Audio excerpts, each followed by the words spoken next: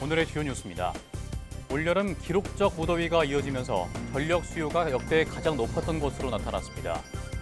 산업통상자원부는 지난 6월부터 8월까지 최대 전력 수요가 총 수요 기준 104.1기가와트로 역대 1위를 기록했다고 밝혔습니다. 국가정보자원관리원 화재의 원인을 밝히기 위한 현장 감식이 이어지고 있습니다.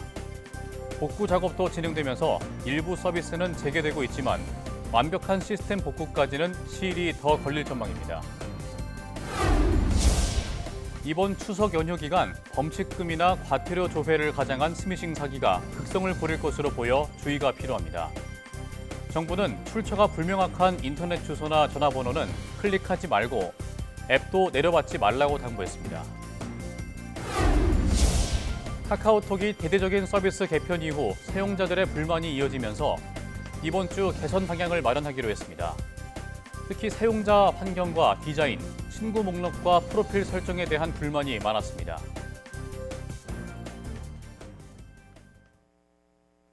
여러분 안녕하십니까? 사이언스투데이 시작합니다. 올여름 전국 평균 기온이 역대 최고치를 경신하는 등 무더위가 이어지면서 전력 수요도 총 수요 기준 역대 1위를 기록한 것으로 나타났습니다. 산업통상자원부는 올해 6월부터 8월까지 최대 전력 수요는 지난달 25일 총 수요 기준 104.1기가와트로 추산돼 역대 1위를 기록했다고 밝혔습니다.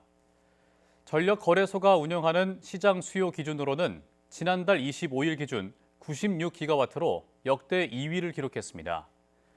앞서 전력당국은 8월 둘째 주에 전력 최고조를 전망했지만 폭우로 냉방 수요가 적었고 8월 넷째 주에 늦더위와 개학의 영향으로 최대 전력 수요가 8월 25일 발생했다고 설명했습니다.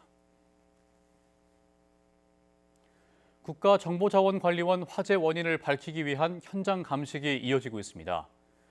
경찰은 발화 지점으로 추정되는 곳에서 발견한 배터리 6개를 확보해 안정화 작업을 진행하고 불이 난 5층 전산실에서 발견된 장비 등을 국과수로 보내 감식을 의뢰했습니다. 전담 수사팀을 꾸린 경찰은 현장에 있던 작업자 7명을 참고인 신분으로 불러 조사를 마친 뒤 정확한 발화 시점과 경위 등을 분석하고 있습니다. 경찰은 발화 지점이 리튬이온 배터리인지 주변 전선인지 확인되지 않아 합동 감식을 통해 정밀하게 살펴볼 계획이라고 밝혔습니다. 금융당국은 국가정보자원관리원 화재와 관련해 위기경보 심각 단계에 맞춰 합동위기상황대응본부를 중앙사고수습본부로 격상했습니다. 금융권은 전상망 마비로 주민등록증 진위 확인이 어려워서 신규 계좌 개설 등의 운전면허증이 요구될 수 있다고 말했습니다. 배출권 거래시장, 인터넷 지로와 온라인 대금 결제와 같은 서비스는 해당 시스템 복구에 맞춰 정상 운영이 가능하다고 보고했습니다. 대출 심사 과정에서도 대체 서류를 최대한 활용해 먼저 접수한 뒤 요건을 확인하는 방식으로 고객 불편을 최소화하겠다고 강조했습니다. 국가정보자원관리원 화재로 인한 국가전산망 장애 사태에 대해 이재명 대통령이 국정 책임자로서 송구하다며 사과했습니다. 이어 국가전산망의 이중 운영 체계가 없었다는 것이 이해가 되지 않는다며 원점부터 철저히 조사하라고 지시했습니다. 홍민기 기자입니다. 국가정보자원관리원 대전센터 화재 사흘째 이재명 대통령이 첫 중앙재난안전대책본부 회의를 열었습니다. 애초 사고 대응을 지휘하고 있던 김민석 국무총리가 회의를 주재할 예정이었지만 이 대통령이 직접 나선 겁니다. 이 대통령은 먼저 핵심 시스템을 제외한 일부 전사는 여전히 복구가 진행 중이라며 국민에게 사과했습니다. 국민들께서 큰 불편과 불안을 겪고 있습니다. 국정의 최고 책임자로서 송구하다는 말씀을 먼저 드립니다. 곧이어 이 대통령은 이번 전상망 마비 사태의 문제점을 지적했습니다. 지난 2023년 대규모 전산망 장애 사태를 언급하며 2년 동안 핵심 국가 전산망 보호를 게을리한 게 아니냐고 질타했습니다. 외부적 요인으로 인한 훼손을 대비한 이중 운영 체계가 아예 없는 등 대비책을 마련하지 않은 게 이해가 되지 않는다고 목소리를 높였습니다. 3년 전 국정자원이 소실되더라도 3시간이면 복구할 수 있다고 했던 이전 정부의 발언을 직격하기도 했습니다. 3시간 안에 복구할 수 있다고 큰 소리를 쳤다는데 어떻게 3시간은커녕 지금 이틀이 다 되도록 복구가 안 되지 않습니까? 이 대통령은 국가 운영 체계 곳곳에 문제가 있는 것 같다며 최소 안전과 보안에 대한 부분은 모든 부처가 나서 밑바닥부터 점검하라고 김 총리에게 지시했습니다. 이 대통령은 앞서 대통령실에서도 강훈식 비서실장, 미성락 국가안보실장 등 참모들과 비상대책회의를 열고 국민 불편을 최소화하라고 당부했습니다. 높은 시민의식으로 차분하게 대응해주고 계신 데 대해 국민께 감사의 뜻을 전했습니다. 장애 복구 현황을 숨김없이 설명하는 소통체계를 구축하고 전산망 마비로 납세 등 의무를 이행하지 못하는 경우 불이익이 없도록 하라고 주문했습니다. YTN 홍민기입니다. 국가정보자원관리원이 지난해 감사원 감사에서도 재해복구 체계를 제대로 갖추지 않아 화재 등 재난 상황이 발생했을 때 행정 서비스를 제공하지 못할 우려가 있다는 지적을 받은 것으로 확인됐습니다. YTN이 확보한 지난해 4월 지능정보화 사업 추진 실태 감사 보고서를 보면 2022년 말 기준 국정자원이 관리하는 51개 기관 1,428개 업무 시스템 가운데 92.6%는 재해복구 체계를 갖추지 않고 있었습니다. 이 가운데 업무 영향력과 사용자 수, 파급력에 따라 1, 2등급으로 분류된 중요 시스템 126개로 조사 대상을 좁혀도 40.5%는 재해복구 체계 미구축 상태에 있었습니다. 당시 감사원은 1, 2등급으로 분류된 중요 업무 시스템의 경우 재해복구 체계 구축과 서버 다중화가 필수 조건으로 규정돼 있다며 재난 상황 발생 시 정상 작동에 지장이 우려된다고 지적했습니다. 국가정보자원관리원 화재로 정부 행정 시스템에 차질이 생기면서 추석 연휴를 앞두고 중소기업들의 자금 마련에도 비상이 걸렸습니다. 중소벤처기업부는 중소기업과 소상공인 등에 대한 추석 자금 대출 업무를 최우선으로 지원하기로 하고 관련 기관들과 비상 대응 체계에 나섰습니다. 중기부는 정부 온라인 시스템 마비로 인증이나 서류 제출 등이 어려워질 경우를 대비해 오프라인 서류 접수를 확대하기로 했습니다. 이와 함께 정책자금 대출이나 계약에 따른 마감이 임박한 신청 분야는 필수 서류만 우선 제출하고 중요도가 떨어지는 증빙 서류는 추후 제출하는 방식으로 지원할 방침입니다. 롯데카드 해킹 사고로 개인정보가 유출된 고객 297만 명 중 28만 명은 카드 결제 핵심 정보인 CVC 번호까지 유출돼 부정사용 가능성에 노출이 됐는데 이 CVC 번호가 암호로 저장이 됐더라면 하는 아쉬움이 남습니다. 학계에선 법령 개정 이전이라도 시급히 금융당국이 암호화 조치를 해야 한다고 촉구합니다. 류한원 기자가 보도합니다. 롯데카드에서 유출된 고객 297만 명의 개인정보가 담긴 파일 중 56%는 암호화가 됐지만 나머지 44%는 그대로 유출이 되고 말았습니다. 외부로 유출된 파일은 중복으로 다운로드한 파일을 제거하게 되면 총 2,708개의 파일로 확인되었고요. 이 중에 56% 정도에 해당하는 1,544개 파일은 암호화된 상태로 나갔고 나머지 1,195개는 평문 상태로 유출된 것을 확인했습니다. 카드 번호와 비밀번호 2자리, 유효기간과 CVC 번호까지 노출된 고객 28만 명 중 9만 명은 다행히 암호화가 된 채 유출됐지만 나머지 19만 명은 그렇지 못해 부정사용 가능성에 노출이 됐습니다. 카드 결제에 필요한 정보가 다수 포함된 고객으로 총 28만 명입니다. 이 중 9만 명은 암호화된 파일이 유출되었으며 당사의 서버 외에서 암호가 풀릴 가능성은 거의 없습니다. 문제는 카드 결제 핵심 정보인 CVC 번호가 유출됐다는 점인데 만약 해커가 해외에서 온라인 결제를 시도한다면 부정사용 피해가 발생할 수 있습니다. 따라서 학계에서는 지금이라도 금융당국이 업계에 자율적으로 이루어지는 CVC 번호 암호화 저장을 엄격히 감독할 필요가 있다고 주장합니다.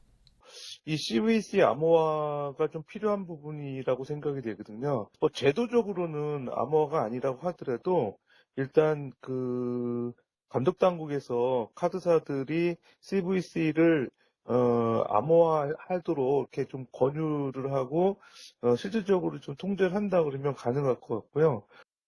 지난 2022년 개정된 신용정보업 감독 규정의 관련 기준을 보면 사업자가 암호로 저장해야 할 대상을 비밀번호와 생체인식 정보 등으로 규정하고 있는데 여기에 CVC 번호를 추가할 필요가 있어 보입니다. 롯데카드는 국내 최고의 보안관리 체계 인증인 ISMS-P를 획득한 당일 해킹 공격을 당해 인증제도의 허점을 여실히 드러내기도 했습니다. 롯데카드 해킹 사고를 계기로 사업자의 보안 역량 강화 못지않게 금융감독당국과 개인정보 관리 체계의 허점을 보완해야 할 필요성도 커지고 있습니다. YTN 유관홍입니다. 정부는 이번 추석 연휴에 범칙금이나 과태료 조회를 거론하며 공공기관이라 속이거나 금전을 갈취하는 스미싱 사이버 사기를 주의해달라고 당부했습니다. 정부는 예년보다 긴 추석 연휴에 교통량이 늘고 쓰레기 배출이 증가하는 상황을 악용해 교통법규 위반에 따른 범칙금이나 쓰레기 무단투기 과태료, 명절 선물 택배 배송 조회를 사칭한 스미싱 문자가 다량 유포될 수 있다고 경고했습니다.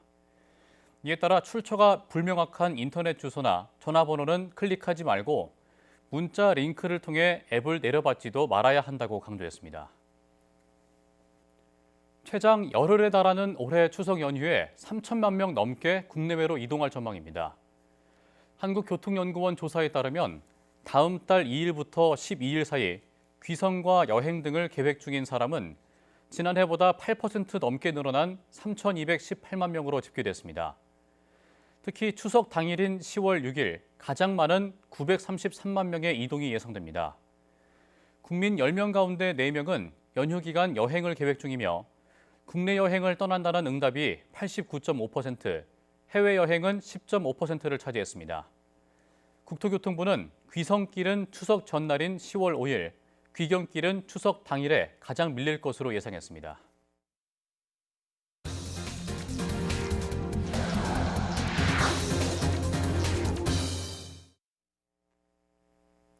KT 무단 소액 결제 사태의 여파가 커지는 가운데 과학기술정보통신부가 KT에 대한 제대로 된 사고 조사와 규제 방안을 마련할 수 있겠느냐는 의문이 제기되고 있습니다.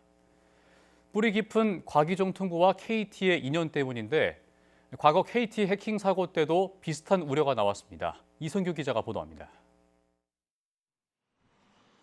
이번 KT 사고 조사를 둘러싼 우려의 핵심은 과기정통부 출신 공무원들이 대거 KT에 포진하면서 KT 사태를 제대로 조사할 수 있느냐는 겁니다. KT 해킹 청문회에서 언급된 과기정통부 출신 KT 임원만 3명이며 최양희 전 미래창조과학부 장관은 사회이사를 맡고 있습니다. 이렇게 많이 가는 이유가 있나요? KT로 이 가기부 출신들이? 이거 짬짬이 한다는 소리 들을 수 있는 개연성 있지 않을까요? 네, 전직 공무원들 이해충돌 있다고 생각하지 않습니까? 네, 이해충돌 문제는 있어서는 안 된다고 생각합니다. 과기정통부와 KT의 인연은 꽤 깊습니다. 한국전기통신공사에서 지난 2002년 KT로 민영화된 뒤에도 이석채 전 정보통신부 장관은 KT 대표이사를, 김용수 전 과기정통부 2차관은 KT 자회사인 KT 스카이라이프 사회이사를 지냈습니다. 또 최근 해킹 사태 이후 KT가 법률자문으로 선임한 법무법인 세종에는 전 2차관, 전 기조실장 등 고위 공무원들이 영입돼 있습니다. 왜 KT가 세종을 법률 자문으로 했겠습니까? 정관의 힘을 빌리겠다는 거 아니겠습니까? 그게 아니면 과기부가 KT에 왜 이렇게 박절하지 못한 겁니까? 이 정관들이 암약하고 있는지 진상 조사라도 해야 할 판 아닙니까? 엄정하게 하겠습니다, 의원님. KT 해킹 사고는 과거에도 반복적으로 발생했습니다. 지난 2012년 870만 명, 2014년 1200만 명의 개인정보가 해킹으로 유출됐습니다. 하지만 당시에도 늑장 대응, 솜방망이 처벌 등의 논란이 있었으며 개인정보 유출에 따른 보상 등은 이루어지지 않았습니다. YTN 사이언스 이성규입니다. 과학기술정보통신부와 4대 과학기술원은 8개 이노코어 연구단에서 박사후 연구원 400명 임용을 완료했다고 밝혔습니다. 이노코어는 AI 융합 분야 박사후 연구원과 국내 연구진의 집단 연구를 지원해 국내 박사급 두뇌 유출을 막고 국내 복귀와 해외 인재 유치를 목표로 하는 사업입니다.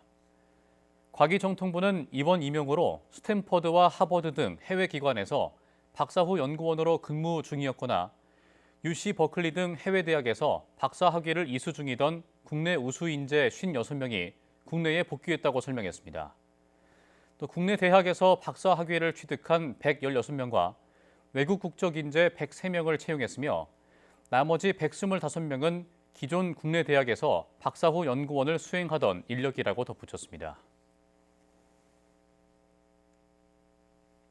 정식 출항 이후 고장 등이 잇따랐던 서울 한강버스가 당분간 승객을 태우지 않기로 했습니다. 다음 달 말까지 시범 운항을 통해 오류를 점검하고 성능을 안정화하기로 했습니다. 김희영 기자가 보도합니다. 서울시가 앞으로 한 달가량 한강버스에 시민들을 태우지 않기로 했습니다. 성능을 안정시키기 위해 시범 운항으로 바꾼다는 겁니다. 정식 출항 이후 11일 만입니다. 이 기간 한강버스는 마곡과 잠실 사이 구간을 지금과 같은 조건으로 동일하게 하루 14차례 왕복합니다. 서울시는 운항 초기 과정에서 기술 결함 등이 발생했다며 조치를 취해왔지만 장기적으로 승객 안전을 고려해 이같이 결정했다고 설명했습니다. 시범 운항으로 데이터를 쌓아 품질을 개선하고 날씨 등 각종 상황에 대한 대응이 원활하도록 만든다는 계획입니다. 서울시는 이 내용을 홈페이지와 지도 앱 등을 통해 안내하고 구매된 정기권을 환불하는 동시에 시범 운항이 끝나면 배차 간격을 줄이고 운항 시작 시간도 앞당길 방침입니다. 열흘간 시민 2만 5천여 명이 이용한 한강버스는 그동안 각종 고장과 운항 중단으로 잡음이 끊이지 않았습니다.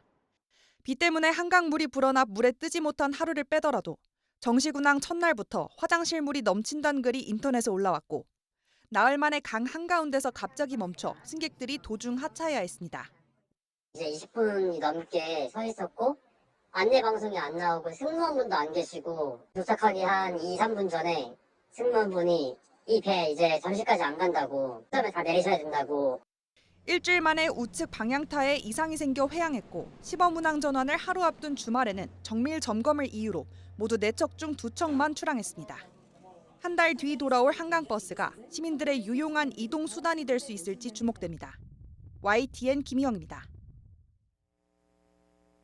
타이레놀이 태아의 자폐증 가능성을 높인다는 미국 트럼프 대통령 주장에 전 세계 의료계에서 반박이 이어지고 있습니다. 우리 보건당국도 임신 초기 고열을 방치하면 태아와 산모가 모두 위험에 빠질 수 있다며 전문가와 상의 후 복용할 것을 당부했습니다. 권민석 기자가 보도합니다. 통증을 줄이고 열을 낮춰주는 타이레놀의 주성분은 합성 화학물질인 아세트아미노펜입니다. 중추신경계에서 통증과 발열에 관여하는 프로스타글란딘 합성 효소를 억제하는 거로 알려졌습니다. 다만 이 역시 유력한 가설일 뿐 아직 우리 몸에서 어떻게 작용하는진 완벽히 밝혀지지 않았습니다. 이런 미지의 영역 탓에 타이레놀을 먹으면 태아 자폐증 위험이 커진다는 트럼프 미국 대통령 주장은 불안을 자극하기 십상입니다. So taking Tylenol is not good. 하지만 자폐증은 유전적, 환경적 요인이 복합돼 나타나며 단일 발병 원인은 없다는 게 중론입니다. 이 때문에 식품의약품안전처 역시 임신부가 전문가와 상의 후 타이레놀을 먹어도 된다고 발표했습니다. 특히 임신 초기 38도 넘는 고열을 놔두면 태아와 산모 모두 위험해진다며 복용을 권고했고 의료계도 마찬가지 입장입니다. 국제적으로도 임신 중 아세타민펜 사용은 필요시 단기간, 최소 용량으로 사용하는 것은 안전하다는 점이 확인되고 있습니다. 식약처는 타이레놀 과다 복용 시 간독성 부작용을 부른다며 하루 복용량은 4g을 넘지 않아야 한다고 강조했습니다. 500mg 기준으로 하루 8알, 650mg 제품은 하루 6알 넘게 먹으면 안 되는 겁니다. 식약처는 또 제조업체의 의견과 자료 제출을 요청해 미국 정부 발표가 얼마나 신빙성 있는지 살펴볼 방침입니다. YTN 권민석입니다. 주로 액상형 전자담배의 원료로 쓰이는 합성 니코틴을 담배로 분류해 규제하는 담배사업법 개정안이 국회 첫 문턱을 넘었습니다. 최근 무인 자판기가 늘어나면서 청소년들도 전자담배에 쉽게 노출된다는 지적이 이어졌는데 법안을 통해 규제 사각지대를 해소할 수 있을지 주목됩니다. 이현정 기자입니다. 자판기에 형형색색의 액상형 전자담배가 가득 진열돼 있습니다. 최근 곳곳에 들어선 무인 전자담배 판매점인데 비교적 저렴한 가격에 별다른 경고문도 없어 흡연 규제의 사각지대라는 지적이 잇따랐습니다. 늦은 밤에 젊은 남녀 학생 또래 정도 되는 애들이 담배 구입하러 들어가는 걸 몇 번 봤어요. 자주 있습니다. 매일 본다고 봐요. 현행법상 담배는 연초의 2% 규정돼 있어 화학적으로 만든 합성 니코틴에 대해서는 별다른 제한이 없기 때문입니다. 그러다 보니 합성 니코틴을 함유한 액상형 전자담배는 공산품으로 간주해 일반 담배와 같은 세금은 물론 판매나 광고 규제를 적용받지 않고 있습니다. 전자담배도 담배니까 규제를 더 확실하게 해야 된다고 생각해요. 그런데 앞으로는 합성 니코틴을 써도 기존 담배와 같은 규제를 받게 될 전망입니다. 담배사업법 개정안이 논의 시작 9년 만에 국회 관련 상임위인 기획재정위원회를 통과한 겁니다. 그동안 업계 반발에 부딪히며 관련 규제 논의에 별다른 성과가 없었지만 지난해 11월 합성 니코틴도 유해성이 크다는 보건복지부 연구 용역 결과가 나오면서 속도를 내기 시작했습니다. 법안이 국회 본회의까지 통과할 경우 합성 니코틴 전자담배에도 세금 부과가 가능해져 9,300억 원대 세수 확보부터 가격 상승으로 인한 흡연 억제 효과까지 기대됩니다. 액상 모핀지가 이제 5년 정도 되다 보니까 솔직히 담배가 그렇게 오르고 이러는 건 제가 체감을 안 했었는데 지금 제가 피는 게 만약에 좀 오른다 그러면 좀 체감될 것 같아가지고.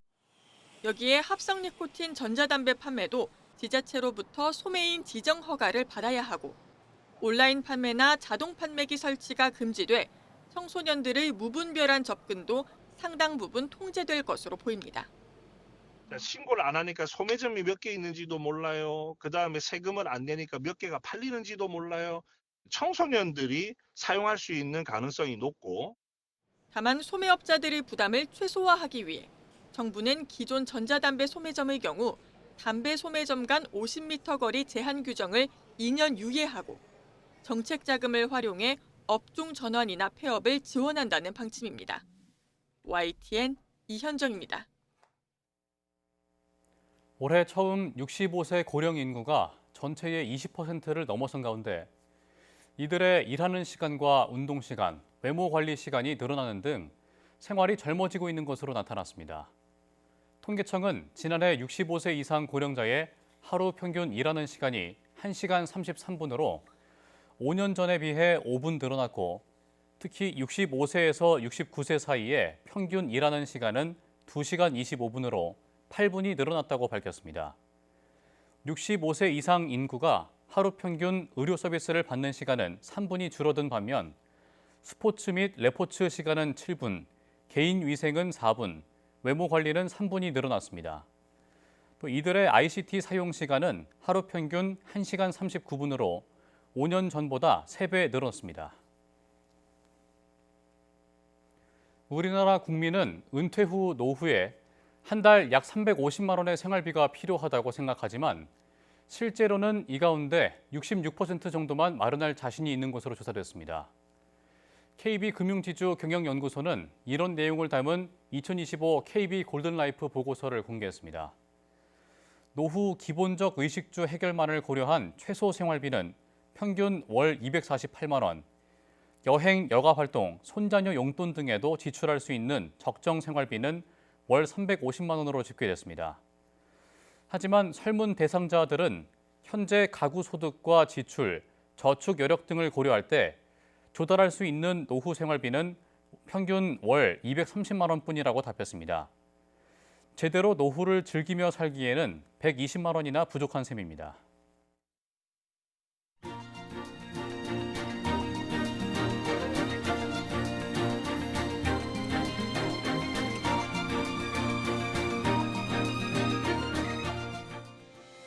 이상으로 사이언스 투데이 마칩니다. 함께해 주신 여러분 고맙습니다.